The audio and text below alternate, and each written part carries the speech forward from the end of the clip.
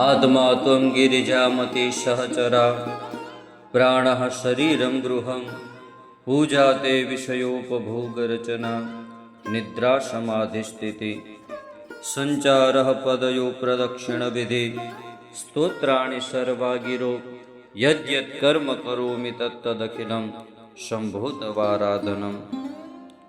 परम कृपाळु परमात्मा भगवान शिवना चरणों वारंवार प्रणाम।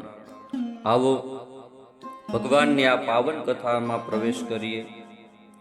शौनकादि ऋषिओ प्रश्न करे छे के हे सूतजी, भगवान शिवना महिमा, भगवान शिवનું નામ લેવામાં કેટલો મહિમા છે તે અમને સમજાવો। सूतजी કહે છે કે સાંભળો ઋષિઓ, તમે સર્વ લોકોના કલ્યાણ માટે ઉત્તમ પ્રશ્ન કર્યો છે। ભગવાન શિવનું નામ પરમ પવિત્ર છે। જેના મુખમાં નિરંતર ભગવાન શિવનું નામ હોય છે તેને પાપ સ્પર્શ કરતા નથી। હે શિવ, આપને વારંવાર નમસ્કાર છે। આવા વચનો જે બોલે છે તે મનુષ્યના સઘળા પાપો નાશ પામે છે। એ મનુષ્ય મહાપવિત્ર તીર્થ સ્વરૂપ બને છે।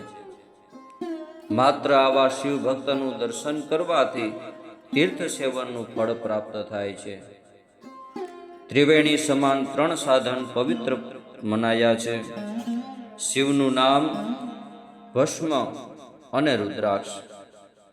આ ત્રણ ઉત્તમ કલ્યાણકારી વસ્તુ જેની પાસે નિરંતર રહે છે તેના માત્ર દર્શન કરવાથી મનુષ્યને ત્રિવેણી સ્નાન કર્યા બરાબર ફળ મળે છે।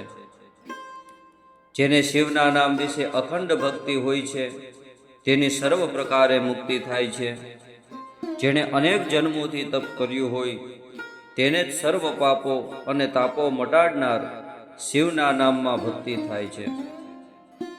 કદાચ કોઈએ અપાર પાપ કર્યા હોય તેમ છતાં તેને શિવનું નામ જપવાની બુદ્ધિ થાય છે, તે સર્વ પાપોથી મુક્ત થાય છે, એમાં શંકા નથી। શિવ નામનો જપ જ મનુષ્યને ભવસાગર તરવાનો ઉપાય છે। હે મુનિવો, શિવના નામનો મહિમા જાણવાની ઉત્કંઠા હતી એટલે સૂતજી તેમની શિવની અપાર મહિમા સમજાવી। તેમણે આગળ કહ્યું કે હે મુનિવો, નામનો મહિમા આવો છે, નામ માટે વધારે શું કહેવું। હવે હું તમને એક જ વાક્યમાં સમજાવું છું કે શિવના નામનો કેટલો મહિમા છે। શિવના નામમાં પાપ હરનારી એટલી શક્તિ છે કે મનુષ્ય તેટલા પાપ કરવાને કદી સમર્થ થતો નથી। માટે નિરંતર ભગવાન શિવનું નામ લેવું જોઈએ। મિત્રો, આજની કથામાં આટલું જ। ફરીથી મળીશું ભગવાન શિવની ભક્તિ સાથે। ત્યાં સુધી બધાને જય માતાજી, જય દ્વારકાધીશ, મહાદેવ હર।